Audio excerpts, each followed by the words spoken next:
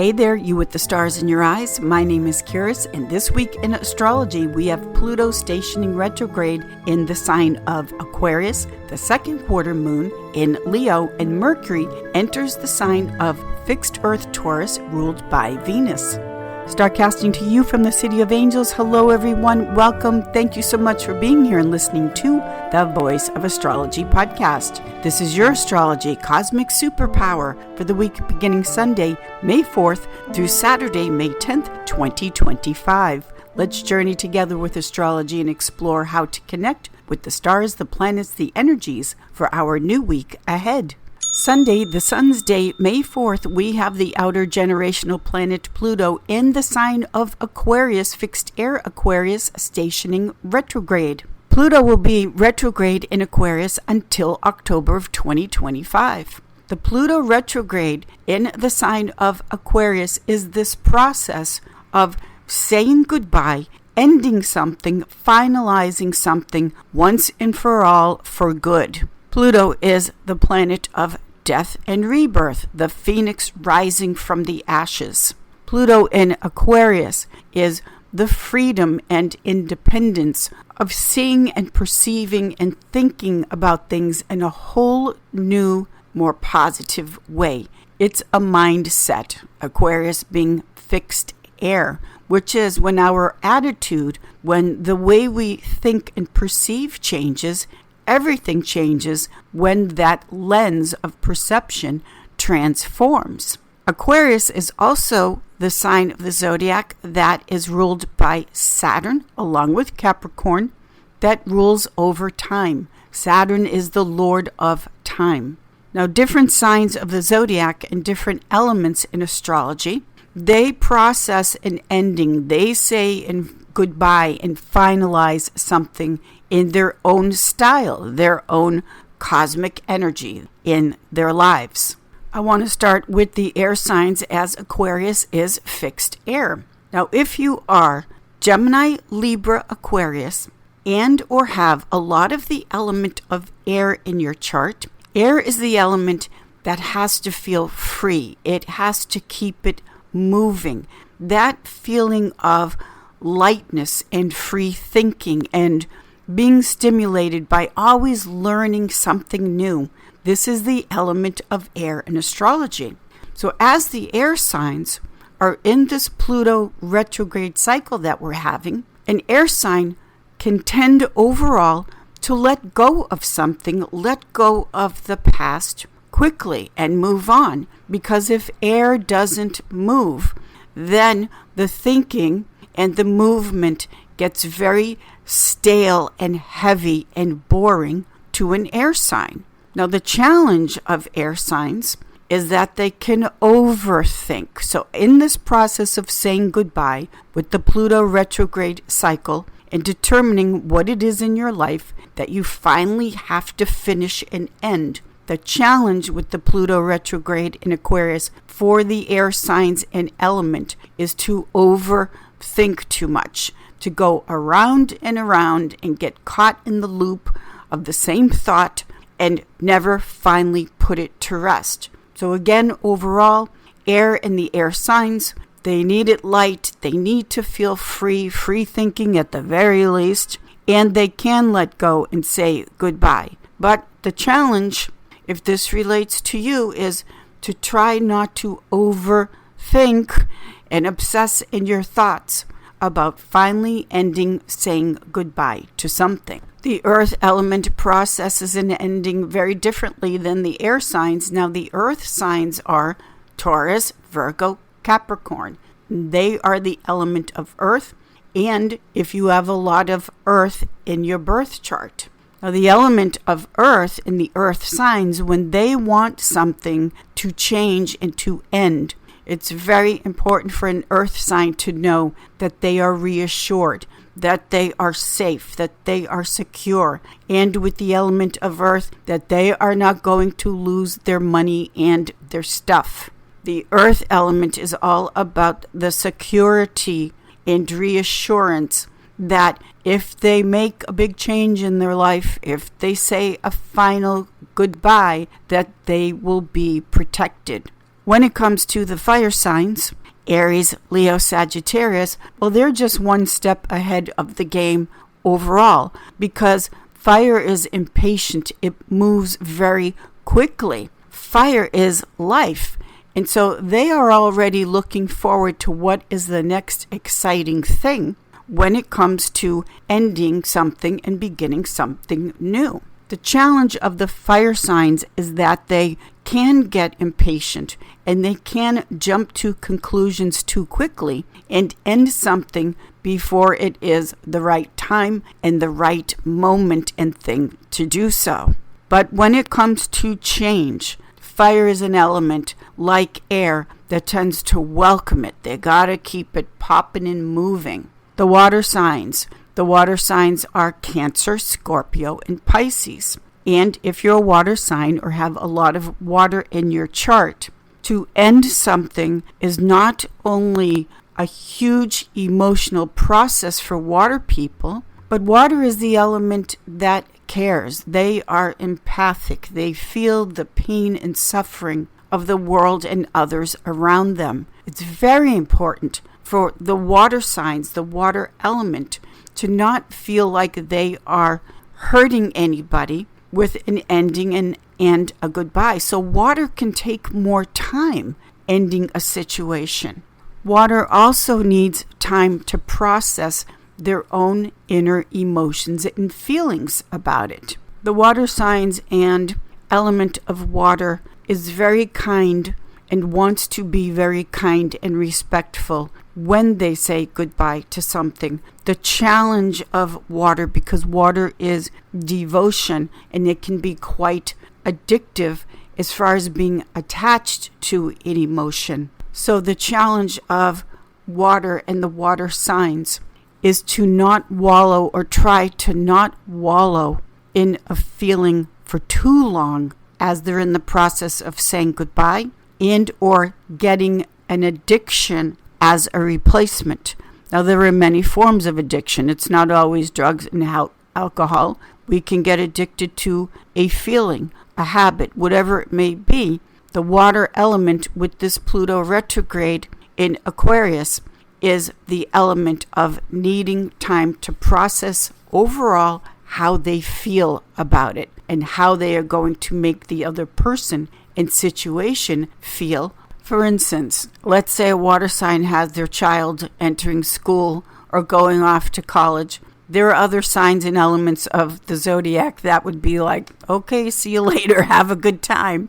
I'm exaggerating a little bit, but the water sign is going to cry and it's a big deal and all the emotion and all of the tears because the child, they're going off to school or off to college. Something is ending. For a water person or a lot of water, having to let go is a major production with that situation and just all of the other events in life where we do have to cut the cord and say farewell, goodbye, good luck. So with this Pluto retrograde in Aquarius over about the next 6 months, this is a lot of time to determine, doesn't have to happen overnight, it's a process to determine where and how in your life something just once and for all, it is time to let that end so that the phoenix rising from the ashes, Pluto in Aquarius, which is freedom and light,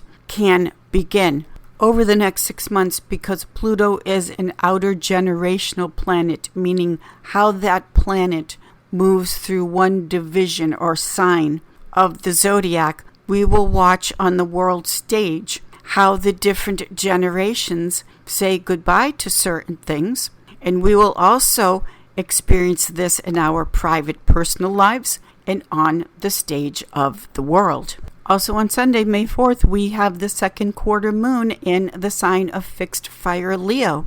As the moon moves and journeys from second quarter to full moon, with this second quarter moon at 14 degrees Leo, this is the desire, the needing, because it's the moon, to show off a bit, to strut your stuff, to let your light shine. Leo is originality, and everyone has their own personal talent, gift, their own unique light to shine. So with the moon growing in light and power as we are moving to the full moon in Scorpio coming up, indulge in your creativity and again how you want to show your gifts and talents. Now Leo is ruled by the heart. This comes from a place of love, because when someone shines their light and shares their gifts, it inspires us. Think of someone in your life. It could have been in your personal life, or think of a star, a celebrity, maybe a musician, where from the love in their heart, this is Leo, they showed it off. They let us share in their gift and in the light that they had to shine. You have that cosmic superpower, and we can never know, you can never know who it inspires, why it changes their life. Just know that when you have the courage, the heart, this is also Leo, to shine your light and strut your stuff, so to speak. We need that. We want that light. We bask in that warmth of love, the love that's coming from your heart, because you're willing and generous enough to share the gift that is your heart and your talent. So the second quarter moon in Leo, moving towards the full moon in Scorpio, is making the decision that you're going to share your light, your talent with us. Thank you for shining your light in this world. And again, how can we possibly know? How can someone know how they perhaps have changed your life, inspired your life? But we need that light. So you have that. You are born with that. It's very creative, the moon in Leo. So whatever your love is, when it comes to your creativity, the heart has to be in it. That's the important part about the moon in Leo, which rules over the heart. If you feel like, well, I don't know what that is, I have a talent, what is that? Just go to what it is that you love. Where is your heart? Let your heart be your guide. That will guide you to your gift, your originality, and your own light that shines. And you do it because you love it. Most people don't stick with something and practice over and over and over again because they don't love it. They do it because they want to. That's where their heart is. So find that and do that with the second quarter moon in heart-centered Leo. Monday, the moon's day, May 5th, happy Cinco de Mayo, we still have the moon in fixed fire Leo, making a square aspect of action to the planet Uranus in fixed earth Taurus. Leo and Taurus are not only fixed signs of the zodiac, they are feral. So we're dealing with a square here between fixed, feral, wild signs of the zodiac. Now with the moon squaring this Uranus in Taurus, the moon in Leo wants the drama. Taurus wants the peace. The moon in Leo is saying, sorry, but I've got to stir the pot here a little bit because things have just remained the same for just too long. So the square aspect between the moon and Uranus, this can be where you feel a little bit unsettled, maybe a little bit of anxiety, because we're talking about the moon here, where we hold that energy of courage and fear. So the square prompts us to take action in astrology, and you may find yourself very pleasantly surprised by what you're willing to change and give up in the name of knowing, feeling it in your own intuition and cosmic power, that yes, things will start to be different as we move towards the full moon in Scorpio. Also on Monday, the moon moves into the cool, dry earth sign of Virgo, ruled by Mercury. The moon in Virgo makes inconjunct aspects to Neptune and Venus in Aries. Now the moon in Virgo is very precise and practical about getting the financing, what it takes financially to get a new and exciting project up and running in your life. Aries is all about the future, and let's get to it as fast as we can. This is fire. So this blending of earth and fire between the moon in Virgo, Neptune and Venus in Aries, this alchemical process of finding the investors, getting the money behind a project so that it can turn into a moon in Virgo reality, not just up in the imagination state, which is wonderful, but sooner or later there is action to be taken to make it real and bring it down to the physical. This is what the moon is doing later on this Monday, the moon's day, May 5th. Tuesday, Mars's day, May 6th, we still have the moon in Virgo, and this is sublime harmony because the moon in Earth Virgo makes an Earth trine flow to the sun in fixed Earth Taurus. The two luminaries, the sun and the moon, making a supportive, harmonious Earth trine flow. This is when the inner and the outer, your mind and your heart, the masculine and the feminine, when they are lined up as a very clear channel, no blocks, no obstructions, no hesitations. This is the focus, the very grounded, practical, common sense, earth sense of manifesting into your life what it is that you want to make real. We love the moon trine the sun in Earth. It's the patience, it's the willingness to do the work, the love of the work, and bringing it into a reality, Earth element. This is the cosmos highlighting for you. This is the real thing. It's going to and will happen. Wednesday, Mercury's day, May 7th, be ready to roll with the changes, and there will be changes and adjustments. We've got a T-square on Wednesday between the moon in Virgo making a square to Jupiter and Gemini, its detriment, and also the moon in Virgo making an opposition to Saturn in mutable water Pisces. This T-square aspect today is not only expect the unexpected, and you could be pleasantly surprised. It's not expect the unexpected in a negative way. It just means that things will be presented, things will be shifting and changing, where adjustments need to be made, making set plans and not being willing to be redirected in a place that is more positive and better for you is just not going to happen on this T-square Wednesday. You are being directed with the changes that can be unexpected to stop and go in a different direction, or at the very least, consider it. There are different seasons and cycles in astrology where, yes, it stay the course no matter what. But there are also natural seasons and cycles in life and in astrology where we have to go with the changes and just trust and know you're being redirected for a very higher and more positive purpose. This is one of those days. Keep in mind, it's all connected because the day before we had that sublime moon trine the sun and earth, clear manifestation.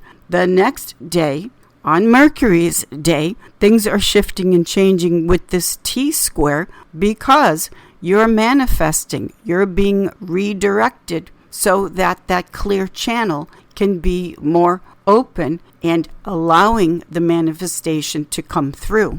Thursday, Jupiter's day, May 8th, we now have the moon entering cardinal air Libra ruled by Venus. Now, the moon in Libra is making a very supportive air trine flow to Pluto in Aquarius, now retrograde. The air trine flow support energy from Pluto retrograde is showing that something has to end at this time. Libra can be too concerned about pleasing others. Libra can be indecisive, to say the least. Also, Libra as an air sign can go around the same thing over and over again, and then some more before Libra makes the final decision. The support from Pluto is saying once and for all, make a decision and end this relationship, and not necessarily romantic. Any relationship in your life that has become poison, toxic, it's time for it to end. The moon in Libra makes an opposition aspect to Neptune in Aries and also its ruler, Venus in Aries. One of the most important things that the cosmic energy is highlighting with these aspects today is rushing into a relationship and giving too much too soon before you know the person, like the person, This opposition concerning the moon with Neptune in Aries is saying that the fantasy, the dream, is over. The moon making an opposition to its ruler, Venus in Aries, can be abusive. Venus in Aries is in her exile. It's very combative, very impatient. Libra, again, has a tendency, is inclined to hang in there too long because of indecision before the final no takes place. This cosmic energy continues on into Friday, Venus's day, with the moon still in Libra, making an inconjunct aspect to the sun in fixed earth Taurus. Both of these signs are ruled by Venus, the goddess of love, harmony, and partnership. Libra is still in that back and forth, indecisive place. Fixed earth Taurus puts its foot down and says no to the indecisiveness of the moon in Libra. Fixed earth Taurus is patient, as solid as a rock. They are there for you no matter what.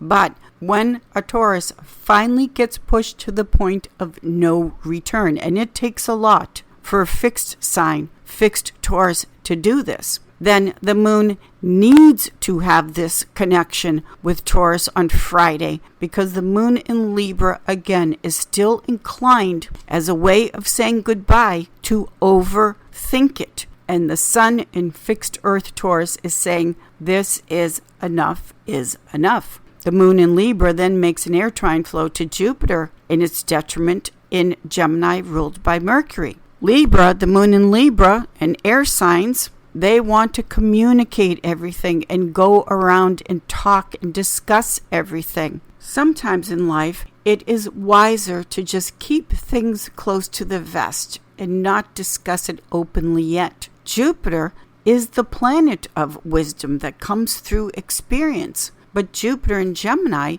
is its detrimental placement. It is not wise to go around telling the world about a personal relationship decision quite yet. Keep it close to the vest. Saturday, Saturn's day, May 10th, we have this sublime entry of Mercury, the planet of communication, entering the sign of fixed earth Taurus, ruled by Venus. I'm in heaven already, because Mercury is communication, but it's also sound vibration. And the sign of Taurus, some of the best singers that have ever walked on this earth have Mercury in Taurus. It's just smooth. Think Barry White. Taurus is very sensory aware when it comes to not only all of the sensations, especially sound vibration. Taurus is connected to music. Taurus has that way of speaking and sounding very calmly.